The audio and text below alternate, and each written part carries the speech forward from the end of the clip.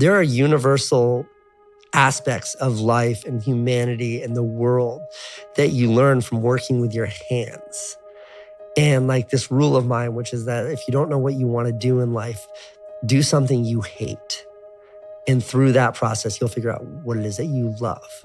Like I learned that I wanted to be a filmmaker by scrubbing out chowder pots in that fucking seafood restaurant in Connecticut. I really don't know exactly what it was that gave me the drive or gave me the ability to visualize my goals in order. But I think it was a combination of things, of growing up after the Second World War in 1947. I was born, and to grow up with no food, with starvation and famine, and my mother going around what they call hamstering, which means begging at various different farmers for food, so she had food for the children. So all of that, I think, had an impact, and a strict upbringing. My father was very strict. We were hit many times and punished for not doing the things the way they thought we should do things. We had to earn breakfast, like you said. Like I see a lot of players take vacations with other players that are close friends, and they'll just take vacations just to take vacations, or just hang out just to hang out. Like I never did that. But why not though? Why didn't you do that? Well, because when I retire, I didn't want to have to say, I wish I would have done more. I don't want that. I don't want that. I found that nothing in life is worthwhile unless you take risks. Nothing. Nelson Mandela said, "There is no passion to be found playing small and settling for a life that's less than the one you're capable of living." Reggie Jackson struck out 2,600 times in his career, the most in the history of baseball. But you don't hear about the strikeouts. People remember the home runs. Fall forward. Thomas Edison conducted 1,000 failed experiments. Did you know that? I didn't know that. Because the 1,001st was the light bulb. Fall forward.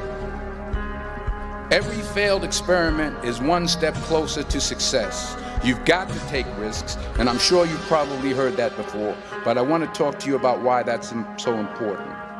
Nobody cares about you is something that was never made clear to me. You think that everybody's paying attention, and because of that, it kind of controls how you think. And even when I was young and fearless and nothing to lose, I was still so cognizant of like, how are people going to react to this, and what's the best way to do, like, I was so aware. And the reality is nobody gives a shit. Everybody is so focused on themselves in this world. Nobody has time for you. Well, you got to look at the reality of the situation. Like for me, it's not, you kind of got to get over yourself. It's not about you, man. Like, okay, you feel embarrassed. You're not that important. Like, get over yourself. That's where you go. Get over yourself, right? Like you're worried about how people may perceive you, and like you're walking around and it's embarrassing because you shot 5 air balls. Get over yourself. And the sooner you accept that as a creative person, the sooner you're free. Like you're totally free. Like do exactly what feels right to you. And if you can get yourself on that trajectory, then it goes back to what we were talking about before, about being novel, about being an original, about not being a photocopy of somebody who did something. If you're that photocopy, you will never be the original. You have a hamstring injury, you pull your hamstring really, really badly, you can barely walk, right? Let alone play anything.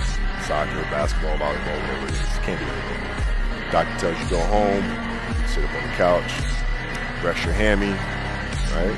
Stay off of it, don't get up, no sudden movements. You're at home, all of a sudden a fire breaks out in the home. Right? Your kids are upstairs, wife is wherever she may be, shit's going down. Right? I'm willing to bet that you're going to forget about your hamstring, you're going to sprint upstairs, you're going to grab your kids, you're going to make sure your wife's good, getting out of that house, right? Hamstring be damned. You're not going to feel your hamstring, right? And the reason is because the lives of your family are more important than the injury of your hamstring. And so when the game is more important than the injury itself, you don't feel that damn injury. Not at that time. If you don't fail, you're not even trying.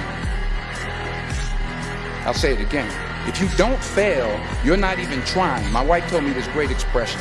To get something you never had, you have to do something you never did. Sometimes it's the best way to figure out where you're going. But the moment you accept the fact that nobody cares, do your thing, nobody cares. And then you start to go down that path, you will just get better and better and better. Then you sprinkle on that patience I was talking about, you just keep going. You keep going. And eventually, like, that persistence will just smash into like opportunity. What is it? Preparation will smash into opportunity. Persistence will smash into opportunity. And like your moment of explosion, your detonation will happen.